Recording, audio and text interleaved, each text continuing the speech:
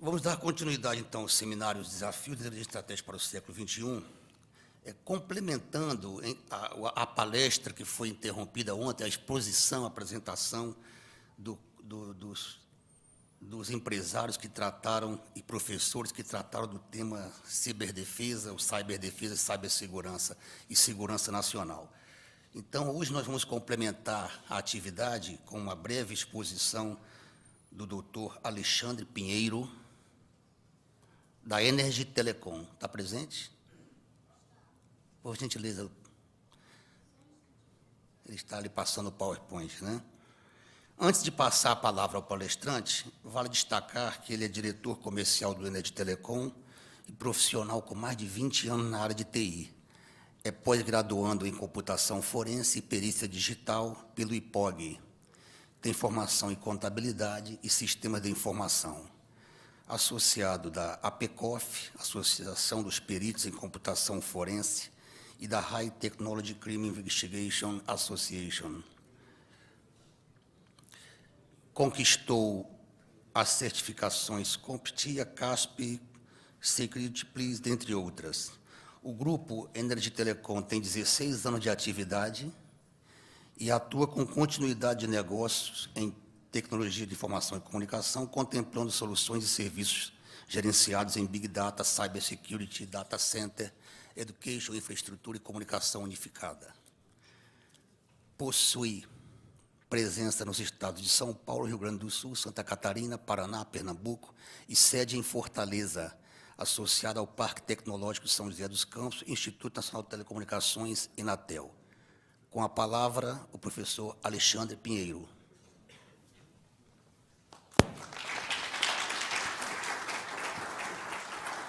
Bom dia. Estão me ouvindo bem? Antes de mais nada, eu gostaria de fazer um agradecimento em nome do Grupo Energy Telecom, pelo convite em participar aqui deste seleto evento, desse seleto seminário, na pessoa do Coronel Duarte. Muitíssimo obrigado, Coronel, pela oportunidade.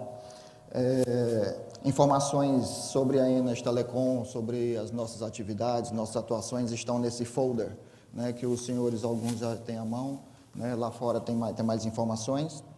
É importante citar que as informações que serão passadas aqui para os senhores são informações públicas, são informações que podem ser conseguidas através da internet ou outras fontes, mas caso alguém tenha interesse em receber especificamente as fontes ou mesmo essa apresentação, pode entrar em contato conosco, que será uma satisfação compartilhar com os senhores. Então, nos foi convidado aqui para falar sobre um assunto, que é um assunto bastante amplo, que é o assunto de ciberdefesa, cibersegurança e segurança nacional. Não é a mesma coisa, mas são assuntos que estão correlacionados. Então, vamos lá. Inicio a nossa exposição aqui falando com relação aos paradigmas. Por que hoje está tão desafiador para os profissionais na área de segurança da informação, quer seja do ambiente corporativo, ou quer seja no ambiente de governo, tratar especificamente do assunto de segurança da informação. E não é novidade para todo mundo, um dos motivos é pelo fato de estarmos mais conectados. Então, hoje nós estamos cada vez mais conectados à rede. Eu não sei se os senhores conseguem ver aqui os números que aqui estão expostos, mas esse é um dado de uma organização sem fins lucrativos, que ela atualiza todo ano, no que diz respeito ao que acontece em 1 minuto de internet. Então, se não estiverem vendo aqui os números, eu peço para acreditar em mim. Existe, por exemplo, em 1 minuto, 16 milhões de mensagens de textos são trafegadas na internet. São vistos 4,1 milhões de vídeos no YouTube por minuto. Então, isso aqui está se tornando realmente uma coisa bastante insana. Então, o fato de estarmos cada vez mais conectados faz com que a nossa superfície de ataque, aí um termo um pouco mais técnico, ela esteja cada vez maior. Um outro motivo é que nós estamos cada vez mais dependentes. Aqui, alguns dos termos que, não vou dizer que estão na moda, mas que estão mais fortemente aí sendo tratados na mídia, como é o caso de transformação digital, né, cloud mobile, né, isso já vem de algum tempo, na realidade são tendências que se tornaram presentes e estão cada vez mais presentes no nosso dia a dia. Né? Especificamente sobre cloud, a gente vai falar um pouco mais na frente.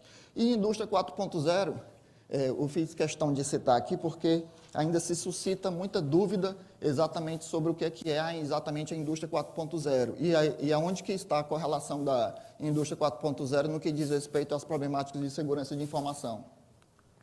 Pois bem, na indústria 4.0, que seria exatamente a quarta geração da indústria, né, nós temos os dispositivos cibernéticos sendo mais utilizados, mais amplamente sendo utilizados, nós temos mais sensores, mas para compreender essa mudança, né, nós vamos iniciar entendendo que a primeira fase da indústria, que seria a indústria 1.0, ela nasceu lá atrás em função da questão de energia provocada pelo vapor. Depois nós tivemos a utilização da energia elétrica, lá por volta lá de 1870, 1900. A terceira geração da indústria, né, por volta ali, próximo já do ano 2000, ali, 70, 80, nós tivemos já a utilização forte na área de sistemas, na área de computadores, e aí houve já uma produção em escala, né, que foi exatamente a automação que nos permitiu fazer isso. Ora, então, o que é que nós temos de diferente com relação à terceira para a quarta onda? Para nos ajudar especificamente para entender esta diferença, essa compreensão, eu trago aqui para os senhores aqui, de ninguém menos do que do Klaus Schwab, que é fundador e CEO do Fórum Econômico Mundial, onde ele coloca que na indústria 4.0, que se baseia especificamente na revolução digital, caracteriza-se pela internet mais ubíqua e móvel. Né? Vamos entender o que é que ele quer dizer aqui com ubíqua e móvel. O ubíqua é um termo que a computação ela se apoderou desse termo e vem utilizando cada vez mais fortemente, que quer dizer onipresente. Né? Ou seja, então, entendemos aqui que internet onipresente na indústria 4.0, nós temos uma interligação, né, mais fortemente entre todos os elos da cadeia. Né? Sensores menores, né, e mais poderosos que se tornaram mais baratos e pela inteligência artificial ou pela linguagem de máquina.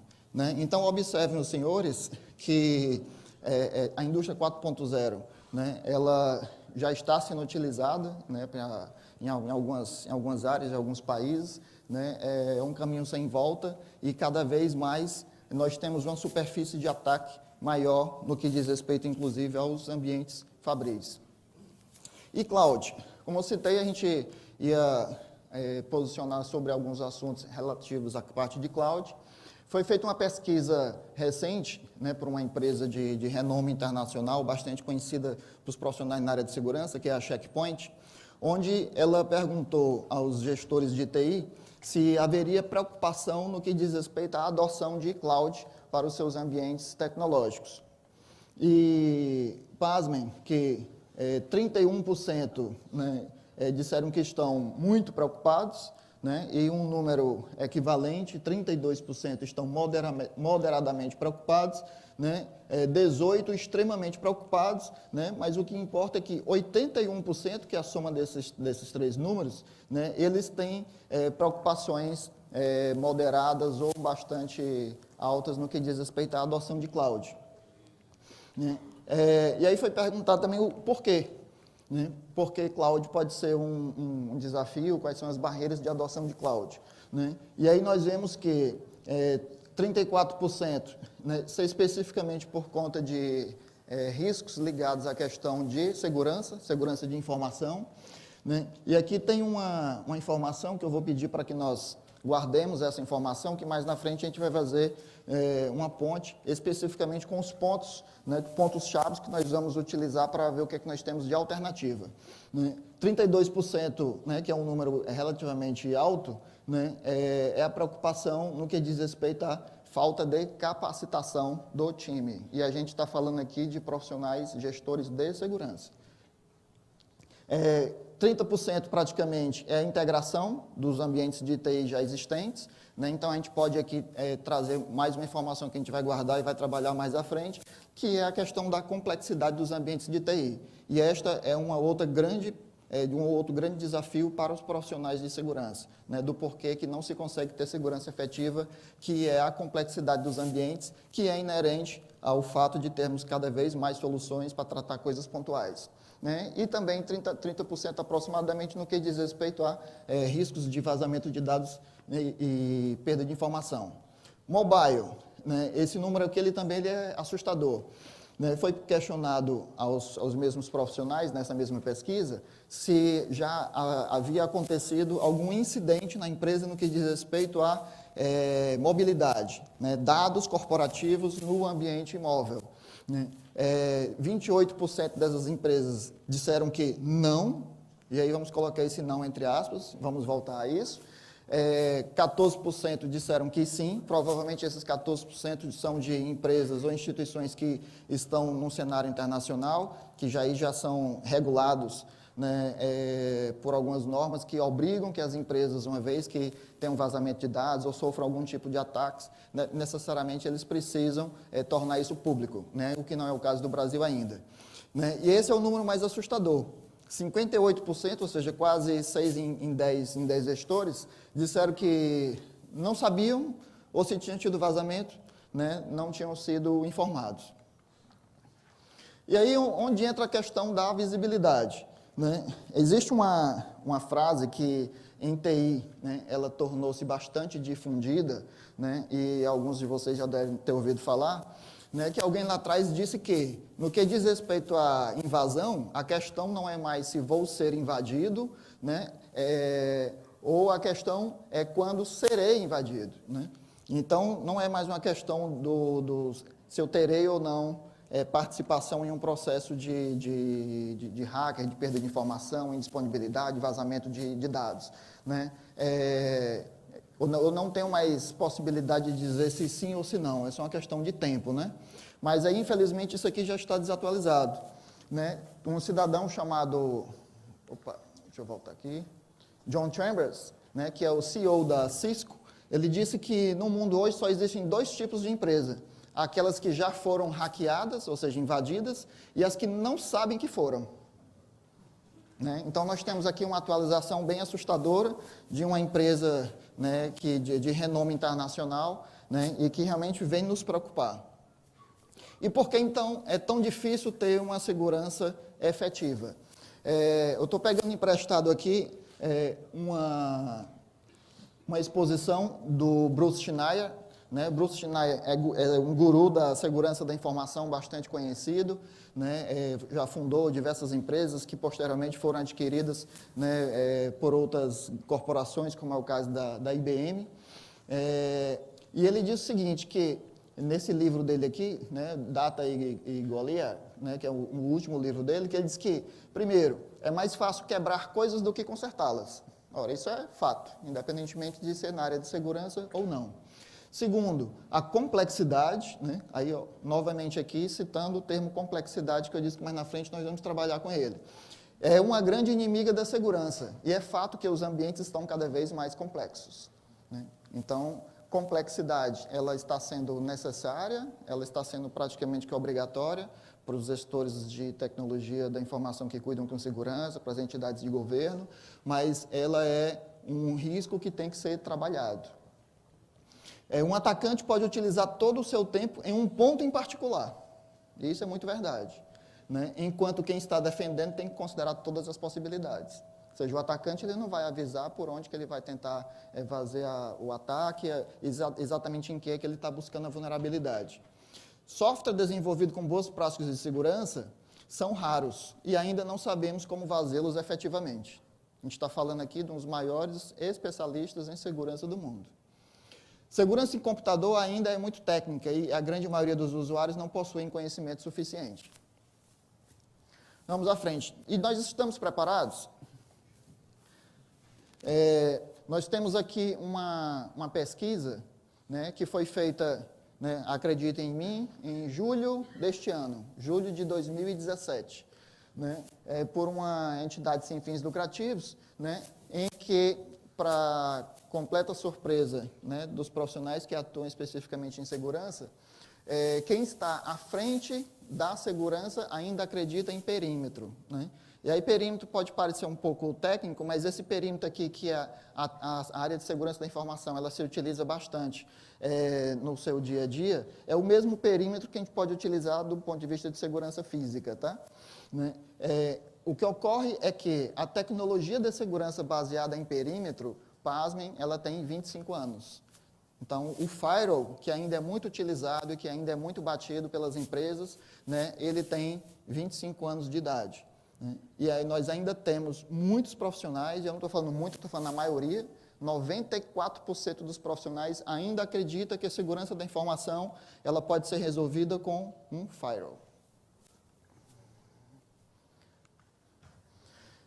E aí nós temos aqui um outro item que não se questiona que é o principal elo da segurança da informação que tem que ser trabalhado, ou seja, o elo fraco, né, do ambiente é o usuário.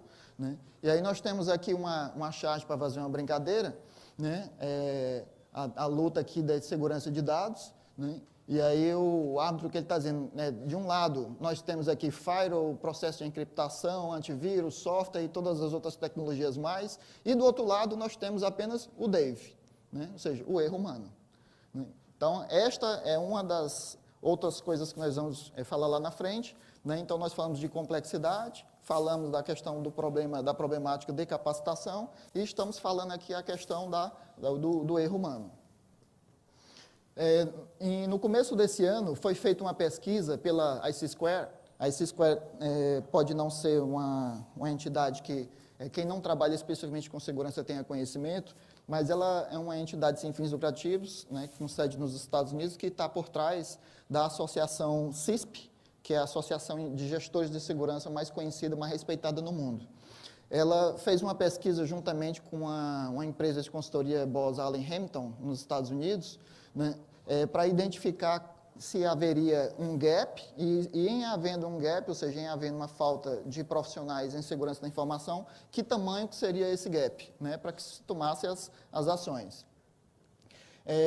E foi estimado nessa pesquisa, a mais recente até então, que até 2022, ou seja, estamos aí até os próximos 5 anos, teremos apenas 1,8 milhões de especialistas faltando no mercado. Ou seja, para atender o mercado de segurança da informação como ele precisa ser atendido, nós teríamos de ter, até 2022, quase mais 2 milhões de pessoas. Então, novamente, a problemática da capacitação, da falta de profissionais capacitados. E como que está o nosso mercado de segurança, o que está acontecendo no mercado, quais são os cenários que a gente tem percebido aí. WannaCry é um termo que, pela primeira vez, ou uma das poucas vezes que eu tive conhecimento, até quem não é da área de segurança da informação, né, passou a não a entender, mas pelo menos entrou no seu dia a dia uma palavra que foi ransomware. Né? Em maio desse ano, nós tivemos um grande ataque, né, pode-se dizer que possivelmente um ataque cibernético, né, pelas formas como ele aconteceu, né, e isso foi provocado pelo WannaCry. Né? E qual foi a dimensão do WannaCry? Né? Ele pegou aproximadamente 200 mil vítimas, né, entre pessoas físicas e pessoas jurídicas, né, e teve uma extensão de 150 países. Né? O WannaCry, né, ele chegou à pessoa física, chegou aos profissionais que não atuam especificamente com segurança da informação, porque dada a dimensão, né, que ele conseguiu, ele parou hospitais, parou escolas, parou tribunais de justiça, parou empresas fazendárias, parou em todo tipo de empresa. Possivelmente alguns dos senhores aqui, eu não quero que se identifique, logicamente, tiveram nas suas instituições, né, algum impacto voltado especificamente a esse ataque do WannaCry. Né?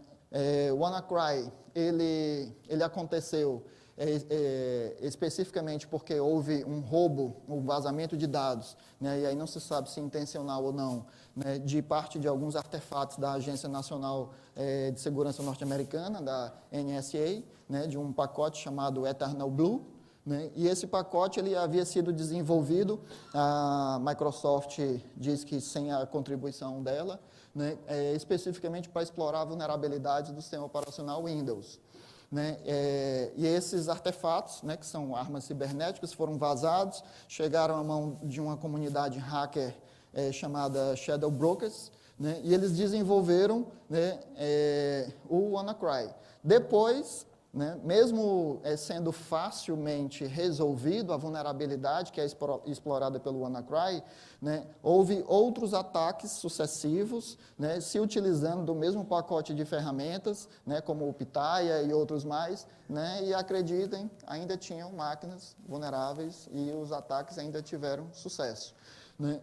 O que chama atenção especificamente neste ataque aqui é que as pessoas que estavam lá por trás do ataque, eles não conseguiram amealhar uma quantia de recursos significativa. Como que se sabe isso? Né?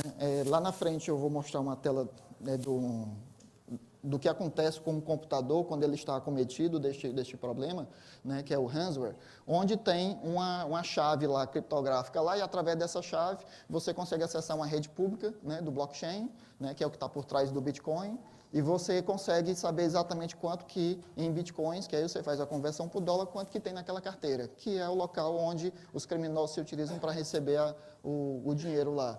Né? Ou seja, então não foi uma quantidade significativa de recursos que eles conseguiram, mas estima-se, né, que o prejuízo para a sociedade, né, para o mundo como um todo, foi em torno de 4 a 5 bilhões de dólares. Essa é a tela, né, de um ransomware, especificamente do WannaCry, né?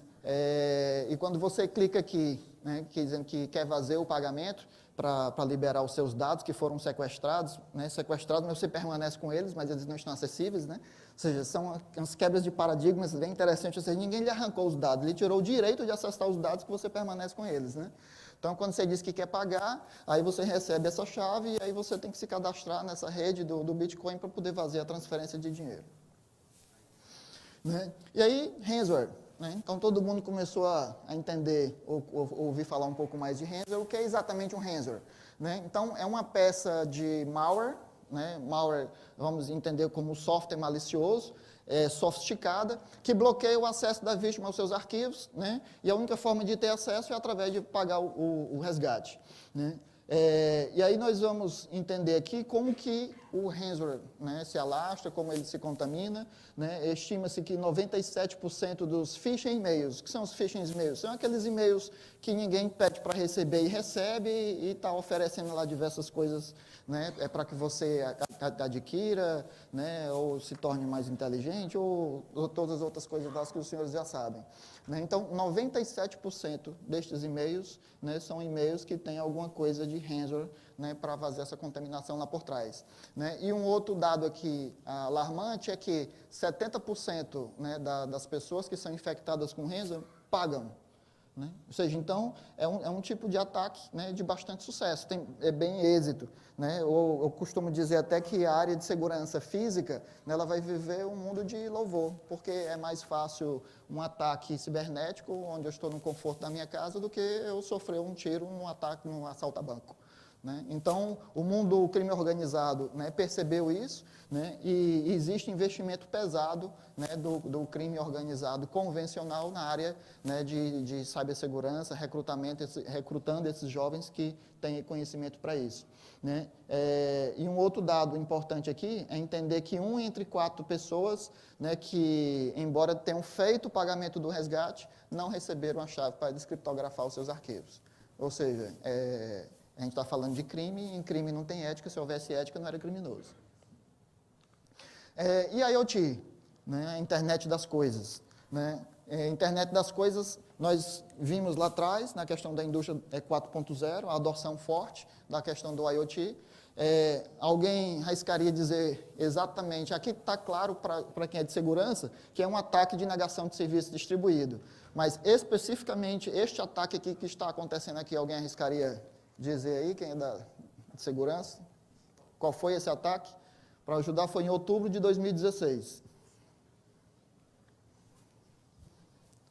Esse ataque foi o ataque de negação de serviço aos servidores do DIN-DNS. DIN-DNS é um serviço mundial onde ele trabalha exatamente a resolução de nomes, né, de dispositivos para que você consiga acessá-los a partir da internet. Por exemplo, você coloca lá uma câmera para monitorar o seu filho. Essa câmera, para que você consiga acessar de fora, você vai colocar um nome que você consiga lembrar desse nome facilmente, né? Isso daí é feito através de um serviço em TI, que é o DNS, e a resolução desse nome, né, do nome IP para o nome que você consiga lembrar e anotar mais facilmente, é exatamente o que é o propósito do serviço. Né? O DIN DNS, como é o serviço mais utilizado, né, para as pessoas físicas, né, terem acesso a esse tipo de facilidade, a botnet Mirai, né, aqui eu não tinha como não colocar um nome técnico, né, botnet, né, são dispositivos que são capturados, ao invés de você capturar o dado da pessoa, quando você infecta o computador da vítima, você sequestra o controle daquele computador, daquele dispositivo. E aí, quando você tem milhões, bilhões de dispositivos, você tem uma botnet, e essa botnet você utiliza para os seus próprios meios, ou você vende o serviço dessa botnet. Então, você tem um exército cibernético à mão.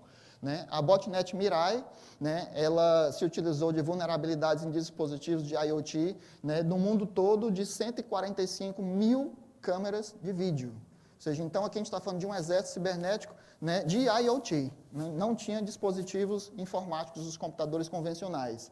Né? E o que aconteceu aqui, por que isso aqui foi tão relevante, é que durante este ataque aqui, acredita-se que foi a primeira vez em tanto tempo que a internet praticamente parou. Né? Eles pararam os dispositivos da DIN DNS, o DIN DNS, por sua vez, parou diversos outros dispositivos, como o YouTube, etc. e tal. Né? Eu estou com o tempo aqui esgotado aqui, então vou acelerar, eu tenho mais 5 minutos, pode ser? Só para encerrar. Pegando aqui carona aqui da palestra de ontem, do general Barros Moreira, né, que me deu a deixa hoje especificamente para falar sobre a questão da guerra cibernética. Né? Foram citados esses 3 casos aqui. Né? Eu vou entrar aqui em 2 especificamente, apenas para mostrar que a guerra cibernética ela já é real, já ocorre. Né? Obviamente, nós não temos acesso a todas essas informações. E ela pode ser puramente cibernética ou ela pode estar associada a uma guerra convencional. Né? No caso aqui da Estônia com a Rússia, o que aconteceu? Né? Você vê que a Rússia está forte nesse assunto. Né? Em 2007, a Estônia, já em território russo, né, eles iniciaram uma movimentação de uma estátua de bronze de Stalin, né, para uma outra localidade. A Rússia, né, manifestou-se insatisfatória com essa situação. Né? Isso ficou conhecido como a Noite de Bronze. Né? E em contrapartida, né, ou seja, como uma contramedida aos estonianos, e é importante que se diga que a Estônia está entre os maiores países conectados do mundo, disputando nessa posição com a Coreia do Sul, à frente, inclusive, do que os Estados Unidos, né, acreditem. Né? Então, a Rússia iniciou um ataque de negação de serviço, similar àquele da botnet Mirai, né, sendo que parando toda a área de comunicação dos estonianos. Né? Então, ficaram sem TV a cabo, ficaram sem telefone, ficaram sem internet, ficaram sem nada. Né? Então, foi um ataque bastante crítico. E especificamente com relação à Geórgia, entre idas e vindas de independências e retomada, né, já por diversas vezes foram declarados independentes, e a Rússia vai lá e toma de novo. Né? Em 2008, o Exército Vermelho iniciou um processo de tomada da Geórgia e ele sabia que teria muitas dificuldades se a população tivesse conhecimento sobre isso. Então, em paralelo, em apoio, né, ao processo tradicional de guerra de tomada de terrenos, a Rússia iniciou um processo cibernético para que os georgianos, a partir das suas casas, não tomassem conhecimento do que estava acontecendo. Então, a gente vê uma guerra cibernética apoiando um processo convencional. O Stuxnet do Irã, todo mundo já tem conhecimento. O Brasil tem destaque negativo nesse aspecto. Né? Hoje, o Brasil, em ataques de disparos a partir de dispositivos IoT, é 4º no mundo, né? Atrás apenas da China, do Vietnã e da França, especificamente do WannaCry. Né? Isso aqui é uma informação pública, né? Eu não quero fazer nenhuma crítica aqui. Né? Esse foi um dos diversos sites que eu peguei. A Cefaz aqui do nosso próprio estado aqui, né, comunicou que, em decorrência do WannaCry, estava tirando alguns dos seus servidores fora do ar. Né? Ou seja, então, independentemente dela ter sido atacada ou não, eu costumo dizer que o atacante teve êxito. né? Porque se um dos pilares da segurança da informação é disponibilidade, houve a indisponibilidade do seu serviço. E no cenário mundial, certamente não é esse o exército que a gente precisa para nos defender. A Alemanha, né, comunicou na Conferência Mundial de Cyberdefesa, né, e Segurança de Rede que estava criando uma quarta força, né, isso aqui foi do final do ano passado para cá, ou seja, então, além das forças tradicionais, Exército, Marinha, Aeronáutica, a Alemanha agora tem uma força chamada cibernética com o mesmo peso, com o mesmo tipo de gestão, mesmo tipo de hierarquia. A Austrália também iniciou esse ano a criação de uma força voltada à área de cyberdefesa. A China, obviamente, para fazer frente aos Estados Unidos. E, inclusive, até os nossos colegas lá, pacíficos, como sempre, o Canadá, também já tem hoje uma força voltada a essa parte cibernética, né? Temos solução para isso? Segundo Bruce Schneier, né, lá atrás a gente tinha que preocupar com a prevenção, né, no ano 2000 a gente tinha que fazer a detecção, né, e hoje a gente não tem que estar preocupado somente com isso, e sim com a resposta, porque seremos atacados, né? Quais são as nossas alternativas? Investir em segurança cognitiva, né? Aqui eu peguei emprestado aqui da IBM aqui, onde ela faz a questão das eras, né? Antes de 2005 a gente tinha uma segurança baseada em perímetros, de 2005 em diante uma segurança baseada em padrões, e hoje em dia a gente tem que ter uma segurança, né, que simule ou que espelhe a interpretação humana, baseada em linguagem de máquina, baseada em habilidade de analisar dados estruturados e não estruturados, para que a gente consiga melhorar a inteligência, a velocidade e a acurácia, né? Então, investir fortemente em capacitação, né, por conta daquele gap lá que nós identificamos, né? Aqui nós temos, de acordo com as áreas nível 1, nível 2, nível 3, dos profissionais que atuam em TI e em segurança da informação, quais são os treinamentos, as capacitações recomendadas, né, pelo Departamento de Defesa norte-americano, na sua portaria 8570, que foi criada depois do ataque a Torres Gêmeas, né? Então, ele está dizendo aqui que esses profissionais têm que ter minimamente essas capacitações. Aqui no Brasil, nós temos algo similar, né, que é a norma 17 do DESIC, que é o Departamento de Segurança da Informação e Comunicação, que está ligado à área da Presidência da República, né? A diferença é que lá é compulsório, aqui é apenas uma recomendação, e essas são as organizações que têm esses treinamentos em segurança da informação que estão lá sendo indicados, recomendados, né, para que se faça essa capacitação. Cyberlabs, nós temos uma iniciativa voltada à criação de um Cyberlabs, né? Um Cyberlabs ele pode ser utilizado para a área de pesquisa, pode ser e deve ser utilizado também para apoiar questões de treinamento, né? E Cyber Arena, né, como foi citado ontem pelo professor Celestino, né, em Cyber Arena nós temos lá a questão dos Capture the Flags, né, capturar a bandeira, onde ontem saiu uma notícia, né, que muito nos orgulha, que o Brasil, mais especificamente o Ceará, ficou em 5º lugar no Campeonato Mundial, né, de Olimpíadas Cibernéticas, ontem em Amsterdã.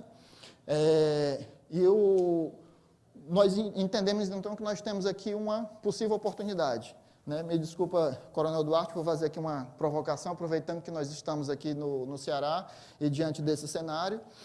Por que montar um Cyberlabs no Ceará, Coronel? Não sei se todos sabem, mas Fortaleza faz parte do cenário mundial de internet, né? Nós temos 2 localidades que representam o ponto de interconexão da internet mundial, né? Uma que fica no Rio de Janeiro e a outra especificamente em Fortaleza, né? Então, nós estamos bem posicionados para isso. O ano que nós fomos pior em aprovação do ITA, ou seja, em termos de potencial intelectual, nós preenchemos 30% das vagas, né? Todos os outros anos anteriores eram mais de 50%. Né? Então, a gente está falando aqui de um dos institutos de tecnologia mais respeitados do país. A questão do IME também já foi citado aqui, né? Então, sabemos, né, da iniciativa, estamos apoiando enquanto empresa particular, fazendo as articulações que nos cabem.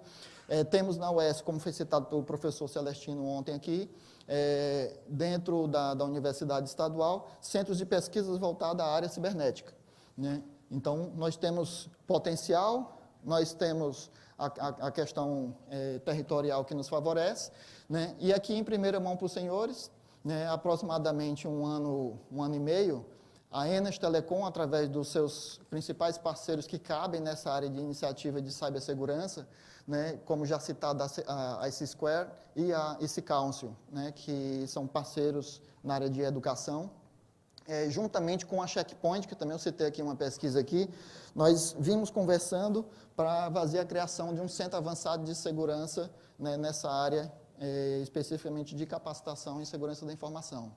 Né, e o Cyber Labs passa por tudo isso. Né, e por que, então, não fazer isso aqui no estado do Ceará? Ok?